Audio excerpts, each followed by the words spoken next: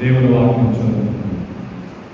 అపొస్తలుల కార్యములు 1వ అధ్యాయము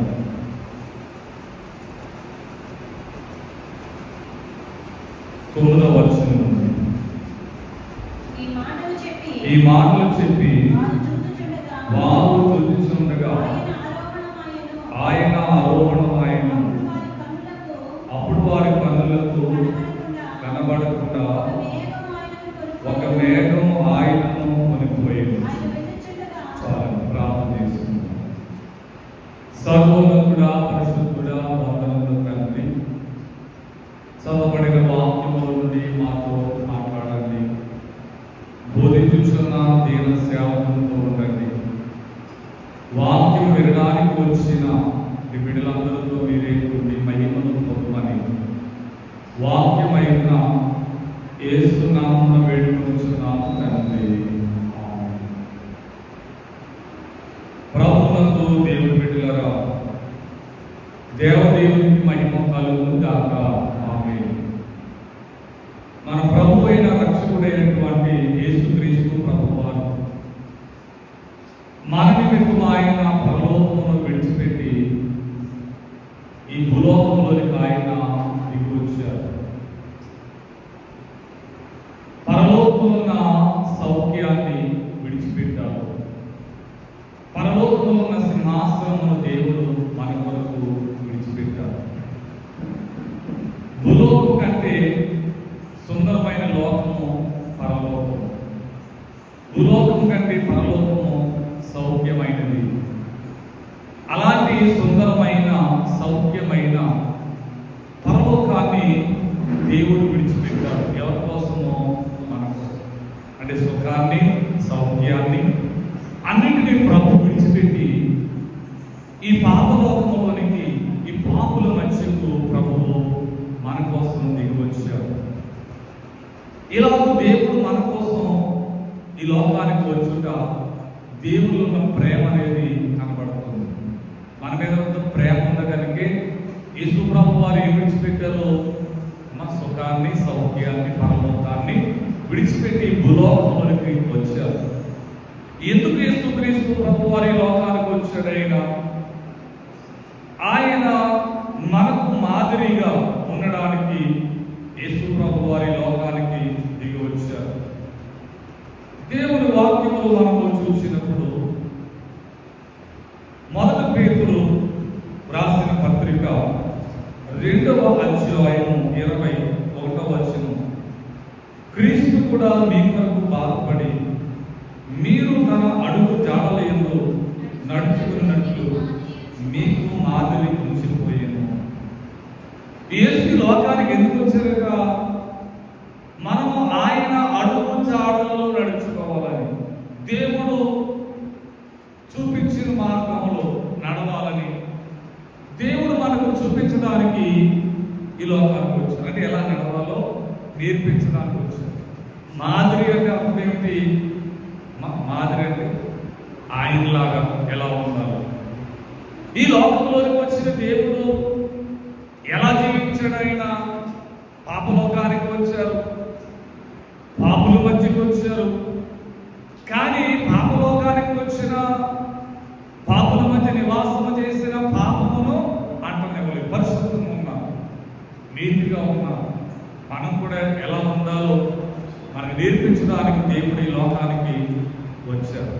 అంటే మాదిరి అంటే అర్థం చెప్పిన ఆయనలాగా మనం కూడా జీవించాలని ఒక బాట, ఒక దారి వేయడానికి ప్రభు వచ్చారు. వచ్చిన దేవుడు ఆయన 33 సంవత్సరాలు జీవించారు. ఆయన జీవితాన్ని చూసి మనం నేర్చుకోవాలి. ఏం నేర్చుకోవాలి? ఆయనలాగా తల్లిదండ్రులకు విధేయులై ఉంటాం నేర్చుకోవాలి. ఏం మాదిరి చూపిస్తున్నాడు ఆయన? ఆయన దేవుడైనను తల్లిదండ్రులకు విధేయులైన లేరా?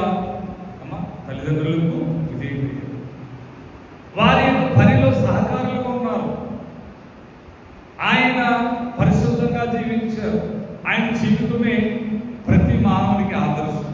ఎవరి జీవితాన్ని ఆదర్శంగా తీసుకోవాలి? యేసు ప్రభు జీవితాన్ని.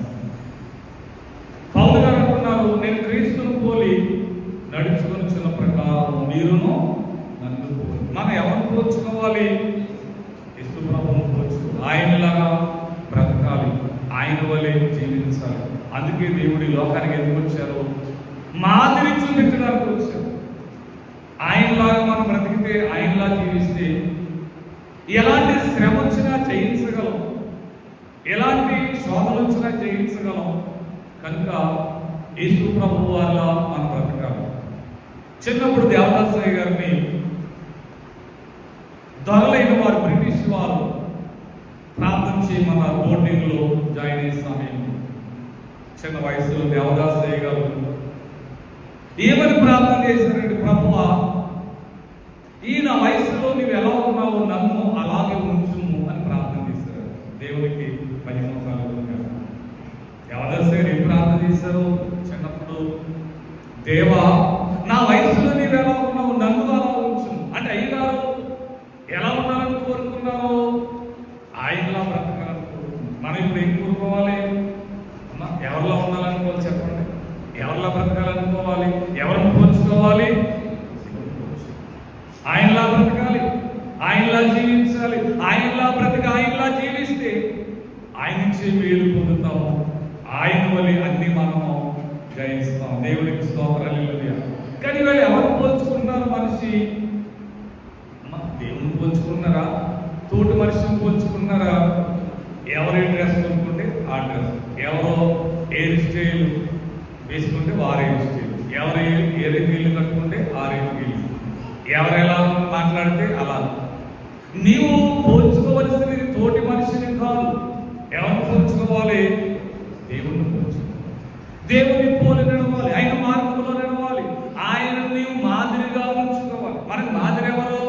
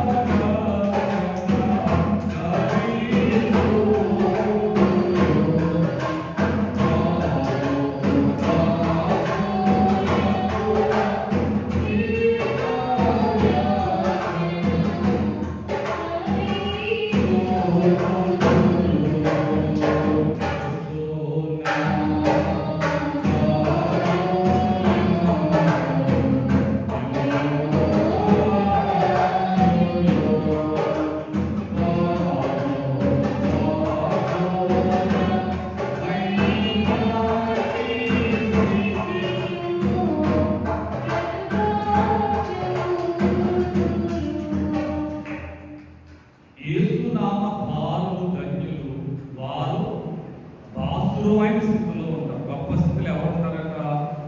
యేసునామాన్ని ధరించిన వారు. యేసు వలె జీవిస్తేనట యేసు వలె అద్భుతాలు చేస్తారు, రక్షణ దారి చూపుతారు. క్రీస్తు వలె నడిస్తే ఆయన వంటి క్రియలు చేయరు. దేవుడిలా బ్రతికితే, ఆయన ఎలాగో జీవించాలా జీవిస్తే మనం కూడా ఏం చేయగలము? పాపాన్ని జయించగలము, సాతాను జయించగలము, శ్రమను జయించగలము. శ్రమను పాపాన్ని జయించ బ్రతకాలంటే ఎవరిలో బ్రతకాలి? యేసయ్యలో బ్రతకాలి. యేసయ్య వంటి మాట మనం మాట్లాడాలి. యేసయ్య వంటి మనసు కలిగి ఉండాలి. ఆయన వంటి పరిశుద్ధత కలిగి ఉండాలి. ఆయన మాట ఎలా ఉంది? మన మాట ఎలా ఉంది? దేవుని మాట ఎలా ఉంది? అమ్మా, దేవుని మాట ఎలాంటిది? ఆయన మాటలో ప్రేమ, ఆప్యాయత, గౌరవం. దేవుని మాటలు ఏమి చెప్పండి? ప్రేమ, ఆప్యాయత. ప్రేమగా మాట్లాడారు, ఆప్యాయతగా మాట్లాడారు, గౌరవంగా మాట్లాడారు. ఆ మాట మనం నేర్చుకోవాలి. ఆయనలా మాట్లాడాలి. ఆయన మనసు ఎలా ఉందో మన మనసు ఎలా ఉండాలి. దేవుని మనసు ఎలాంటిది? నిష్కలంకమైన. ఆయన మనస్సులో ఎవరి మీద ఏం లేదు చెప్పండి? దోషము, కోపం లేదు. యేసయ్య వంటి మనసు కలిగి ఉండాలి. ఆయనలా బ్రతకడం అంటే ఏంటి? ఆయన వంటి మాట, ఆయన వంటి మనసు మనకు. యేసుక్రీస్తు వారికి ఎవరి మీద ఏమి లేదంటే ద్వేషం లేదు. ఫిలిప్పీలకు రాసినటువంటి పత్రికలో, ఫిలిప్పీలకు రాసిన పత్రిక 2వ అధ్యాయంలో పౌలు గారు చెప్తున్నారు,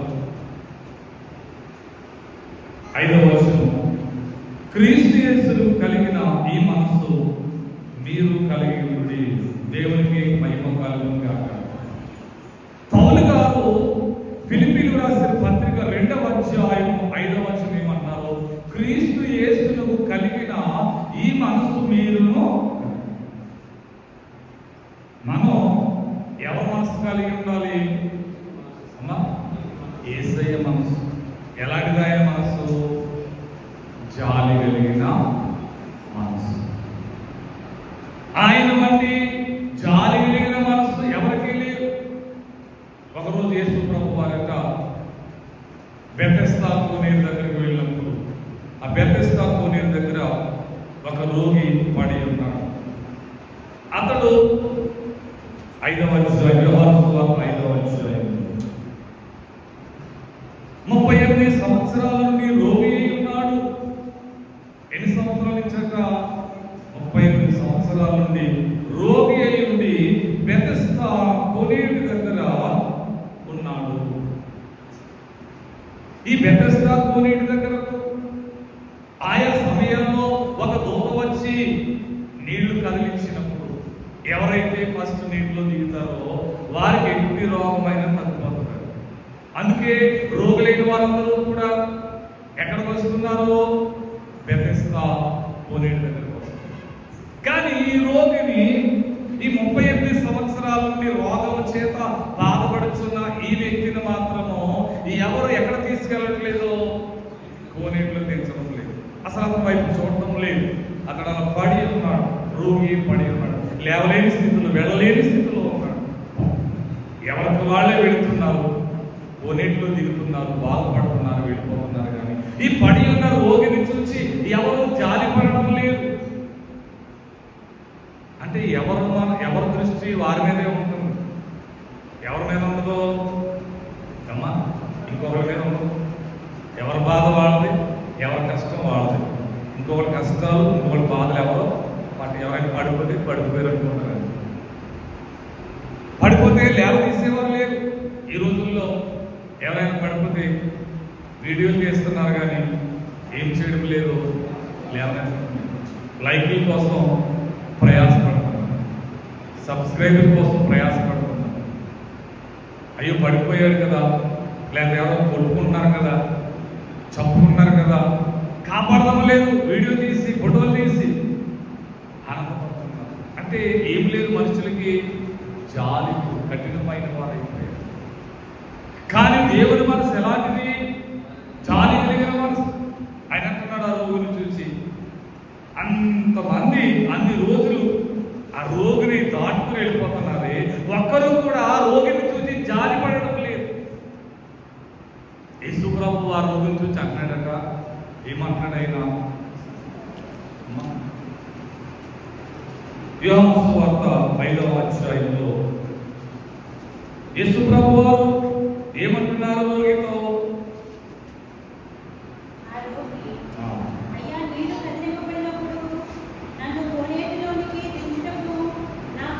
ఆరో వచనం. యేసు వాడు పడిపిడు చూసి వాడికి బహుకాలం నుండి ఆస్తిలో ఉన్నదని ఎరిగి స్వస్థపడగోరుచున్నావా అని వారిని అడుగుగా ఆరోగి, అయ్యా, నీళ్లు కదిలించబడినప్పుడు నన్ను కోనేటిలోకి దించుటకు నాకు ఎవడను లేడు కనుక నేను వచ్చినప్పుడు మరి ఒకడు నాకంటే ముందుగా దిగులని ఆయన ఉత్తరమిచ్చారు. యేసు, నీవు లేచి నీ పరిపెత్తుకుని నడువమని వారితో చెప్పగా దేవునికి మహిమ కలుగుగా. అంటే దేవుని దృష్టి ఎవరి మీదకి వెళ్ళింది? ఆ పడిపోయిన వ్యక్తి మీదకి. నిజంగానే దేవుడు ఎవరు చూస్తారో? బలహీనలు, రోగులైన వారిని చూస్తారు, జాలిపడతారు. దేవుడు జాలిపడంటున్నారు. నీవు స్వస్థపడగోరుచున్నావా అని అడిగారు. నువ్వు బాగుపడాలనుకున్నావా? ఆ వ్యక్తి అన్నాడు, అయ్యా, కోనేటిలో నేను దిగేసరికి నాకంటే ముందుగా ఇంకొకటి వెళ్ళిపోతున్నాను, నేను వెళ్ళలేకపోతున్నాను అని అన్నప్పుడు దేవుడు లేచి నీవు నీ పరిపెత్తుకుని వెళ్ళుమన్నా. వెంటనే దేవుని మాట విని అలా చేయగా అతనికి స్వస్థత కలిగింది. దేవునికి మహిమ కలుగుగా. అంటే దేవుడు అతను చూసి జాలి చూపించారు. జబ్బు చేత బాధ ముందు జమ్మి చూడ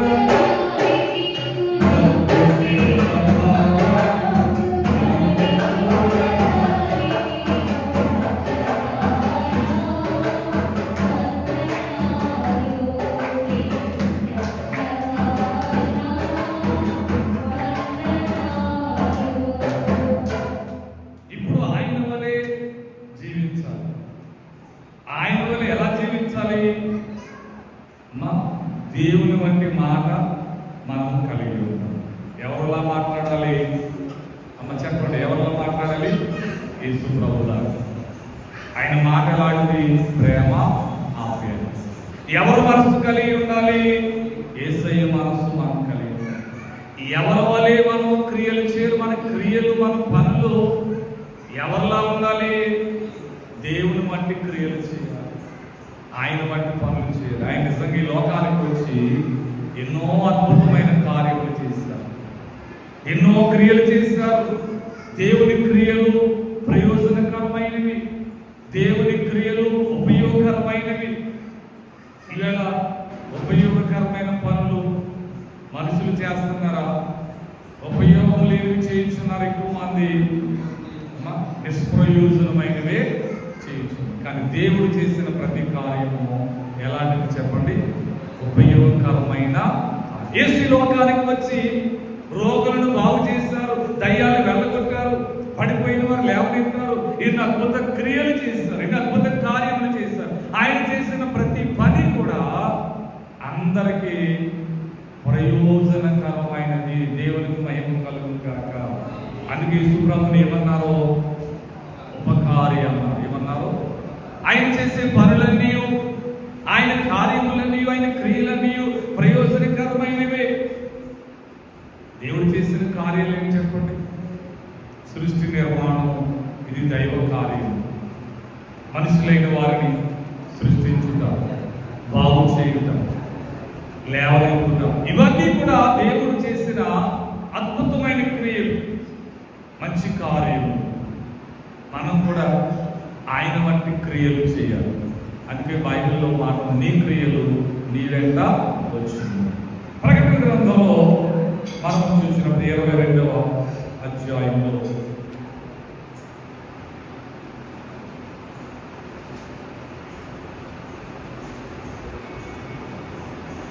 ప్రకటన గ్రంథం 22వ అధ్యాయం 12వ వచనం. ఇదిగో త్వరగా వచ్చుచున్నాను, వారి వారి క్రియల చొప్పున ప్రతి వారికి నేను సిద్ధపరిచిన జీతము. ఎవరి వారి క్రియల చొప్పున వారికి జీతం ఇవ్వడానికి నేను వచ్చుచున్నాను అన్నావు. సిద్ధపరిచిన జీతము నా యొద్ద ఉన్నది. ఎవరి క్రియలు చొప్పున వారికి జీతం ఇవ్వడానికి వస్తుంది. అంటే మనం ఏ పనులు చేస్తామో ఆ పనులు బట్టి దేవుడు ఏమిస్తారట? జీతం ఇస్తాడు. అంటే ఏ పనులు చేయాలి? మనం మంచి క్రియలే చేయాలి. యేసయ్య వంటి క్రియలు, ఆయన వంటి మాట, ఆయన వంటి మనసు, ఆయన వంటి క్రియలు, ఆయన వంటి జీవితాన్ని మనం జీవించాలి. యేసు ప్రభు వారి వలె జీవిస్తే మనకి ఏ ప్రయోజనం?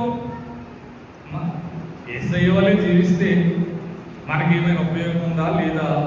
ఏంటి ఉపయోగం? ఆయనలా జీవిస్తే ఆయన వలె శ్రమలను జయించగలము. దేవునికి స్తోత్రం, హల్లెలూయా. ఆయన నీతిపరుడు, పరిశుద్ధుడు కనుక ఎన్ని శ్రమలు వచ్చినా శ్రమలను జయించారు, మరణాన్ని జయించారు. యేసు ప్రభు వారు మరణాన్ని, శ్రమలను, శత్రువులను జయించారు. మనం కూడా జయించాలంటే ఎవరిలా బ్రతకాలి? యేసయ్యలాగా. యేసయ్య వలె జీవిస్తే, యేసయ్య వంటి మనసు కలిగి ఉంటే, యేసయ్య వంటి మాట కలిగి ఉంటే, యేసయ్య వంటి క్రియలు చేస్తే నీకు ఎన్ని శ్రమలు వచ్చినా నీకు జయమే కానీ ఏమున్నదో? అపజయం ఉండదు. దేవునికి మహిమ కలుగునుగా.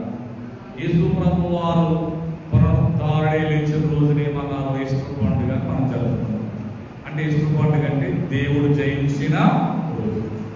అలాగే జయించిన యేసు ప్రభు వారు, మరణాన్ని జయించిన దేవుడు, సాతానుని జయించిన దేవుడు, 40 దినములు ఈ భూలోకములో ఉండి ఆయన ఆరోహణమై వెళ్ళారు. యేసు ప్రభు వారు పరలోకానికి ఆరోహణమై వెళ్ళారు. ఎవరో కూడా చనిపోయి తిరిగి లేచిన వారు లేరు, కానీ ఎవరున్నారో యేసయ్య ఒకరే చనిపోయి తిరిగి లేచారు. అలాగే చనిపోయి తిరిగి లేవాలంటే, పునరుద్ధారణై ఉండాలంటే, పునరుద్ధానం పొందాలంటే ఆయన వలె బ్రతకాలి. ఆయనలా బ్రతికితే ఆయన పొందిన పునరుద్ధానం దేవుడు ఇస్తారు ఎవరా? ఆయనలా జీవిస్తే ఆయన పొందిన పునరుద్ధానం, ఆయన పొందిన జయము, పునరుద్ధానము, జయము కావాలంటే ఎవరిలా బ్రతకాలి? అలాగే యేసు ప్రభు వారి 40 దినములు ఈ భూలోకంలో ఉండి ఆరోహణమై వెళ్ళారు. ఆరోహణం అంటే ఈ భూలోకంలో నుండి పరలోకానికి ఎగిరి వెళ్ళిపోయాడు. ఎలా వెళ్ళాడైనా? అపొస్తలుల కార్యములు 1వ అధ్యాయము 9వ వచనంలో చూస్తే,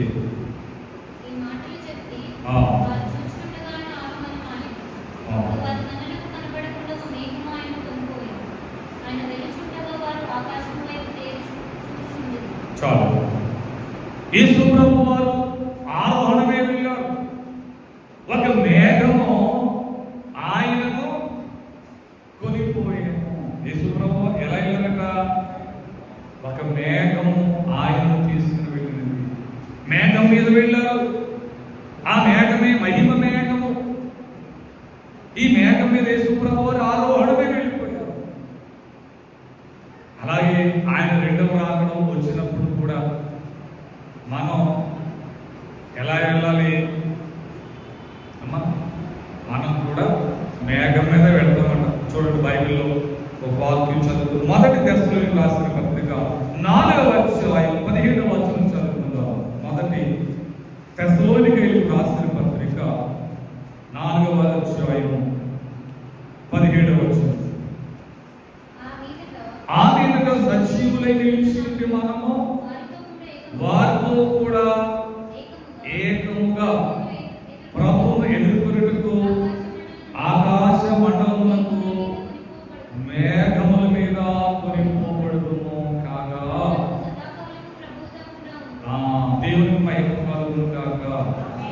యేసు ప్రభు వారు వచ్చినప్పుడు, 2వ రాకడలోకి వచ్చినప్పుడు, యేసు ప్రభు వారు 1వ రాకడలో వచ్చారు. మరలా ఎప్పుడు వస్తారట? 2వసారి వస్తారు. 2వసారి మధ్యాకాశంలోకి వస్తారు. 2వ రాకడలో భూమి మీదకి రారు. ఎక్కడికి వస్తారనుంది? మధ్యాకాశానికి. మధ్యాకాశములకు ఆయన వచ్చినప్పుడు 2వ రాకడకు వెళ్ళాలంటే మధ్యాకాశంలోనికి మనము వెళ్ళాలి. ఇక్కడ నుండి అక్కడ మధ్యాకాశానికి ఎలా వెళ్తామట? ఏముంది బైబిల్ గ్రంథంలో? ఆ మీద సజీవులై నిలిచింది మనం వారితో కూడా ఏకంగా ప్రభువును ఎదుర్కొనుడు ఆకాశ మండలములకు మేఘముల మీద కొనిపోబడు. మీద వెళతామంట మధ్యాకాశానికి? మేఘముల మీద. మేఘవాహనం అన్న, మేఘవాహనం. ఈ మేఘం ఇది మహిమ మేఘము, రాకడ మేఘము. ఈ మేఘం ఎక్కాలంటే ఏ మేఘం చెప్పండి? మహిమ మేఘం ఎక్కాలంటే ఏం చేయాలట? అఘము విడిచిపెట్టాలి. ఏం విడిచిపెట్టాలి? అఘము. మేఘం ఎక్కాలంటే అఘం విడిచిపెట్టాలి. అఘం అంటే ఏమిటంటే అర్థము పాపము అని అర్థం. అఘం అంటే ఏంటి చెప్పండి? పాపం విడిచిపెట్టాలి. పాపానికి దూరం ఉండాలి. ఎవరైతే పాపాన్ని విడిచిపెడతారో, పరిశుద్ధులుగా తీర్చబడతారో, యేసుప్రభులా జీవిస్తారో వారే మేఘమెత్తుతారు. అఘముతో ఉన్నవారు మేఘమెత్తున కానీ ఏ విడిచిపెట్టాలంట? అఘము అంటే పాపము. నరుల అఘము హరింపదేవా నరుడుగా అవతారమేంటి. నరుల అఘము హరింపదేవా నరుడుగా అవతారమేంటి. మరణముందియు బ్రతికి కాని తరతరముల సజీవుడే. తరతరముల సజీవుడే. యేసుగానుడే వాడు విన్న యేసు ప్రభువే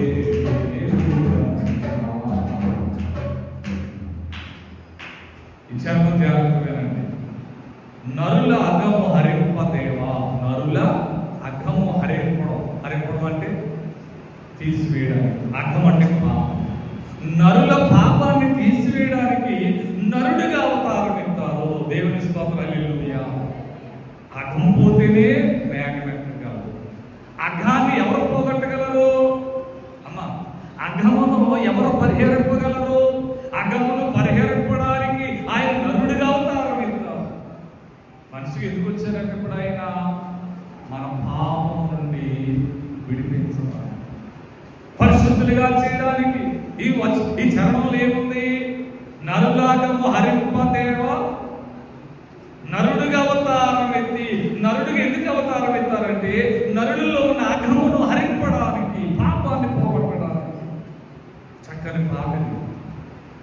పాపాన్ని పోగొట్టేది ఎవరో? పాపం చేయమని చెప్పేది ఎవరో? ప్రోత్సహించేది ఎవరో? పాపంలో పడగొట్టేది ఎవరు? సాతాను, సాతాను మనుషులు.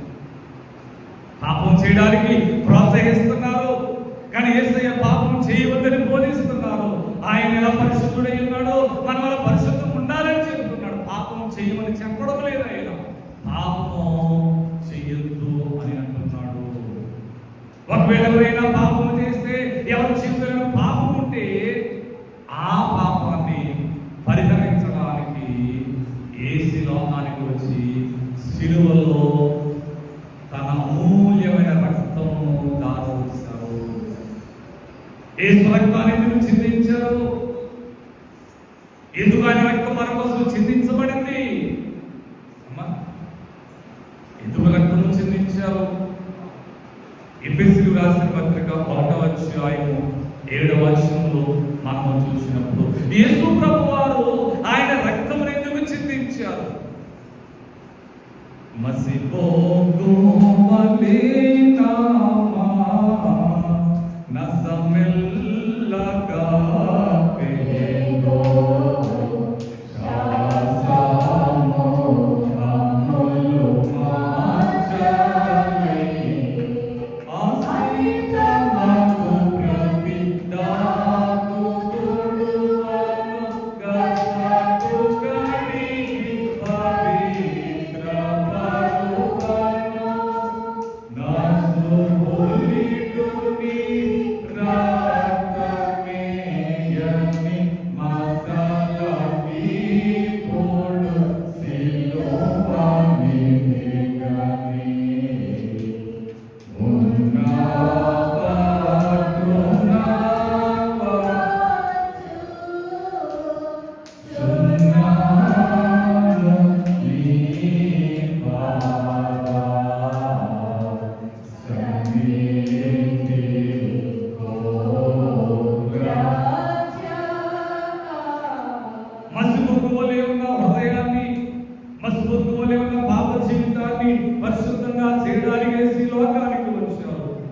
శిలువ రక్తము చేత మన పాపమును క్షమించి విమోచించడానికి యేసు లోకానికి వచ్చే రక్తము చిందించేస్తాడు. దేవుడైన రక్తము ద్వారా మన పాపములు కడుగుచున్నాడు. మన పాపాన్ని ఎలా పోగొడుతున్నాడైనా ఆయన శిలువ రక్తము ద్వారా. కీర్తన గ్రంథం 119వ అధ్యాయము 9వ వచనం కూడా చదువుకుందాం. కీర్తనలు 119:9.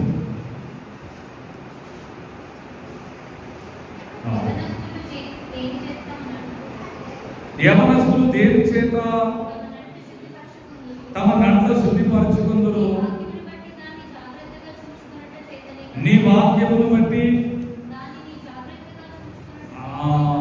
దేవుని వాక్యాన్ని బట్టి యవనస్తులైన వారు ఏం చేస్తారట? తమ నడతను శుద్ధి చేసుకుంటారు. యవనస్తులైన వారు దేని చేత తన నడతను శుద్ధి చేసుకుందరు? నీ వాక్యమును బట్టి దానిని జాగ్రత్తగా చూచుకునుట చేతనే కదా. మన నడత జీవితాన్ని దేనితో శుద్ధి చేసుకోవాలి? వాక్యము. ఏం చెప్పండి? దేవుని వాక్యం ఏం చేస్తుంది? మనుషులను కడిగి శుద్ధి చేస్తుంది. ఆయన రక్తము, ఆయన వాక్యము మనుషుల యొక్క పాపమును హరించుతున్నది. నిజంగా దేవుని మాటలో దేవుని వాక్యం ఏం చేస్తుంది? మన పాపాన్ని పోగొడుతుందా లేదా? పోగొడుతుంది, పోగొట్టుచున్నది. దేవుని వాక్యం వల్ల ఎంతో మంది దేవుళ్ళలోకి వచ్చారు, పాపాలు విడిచిపెట్టారు. ఎవరి మార్గం బట్టి?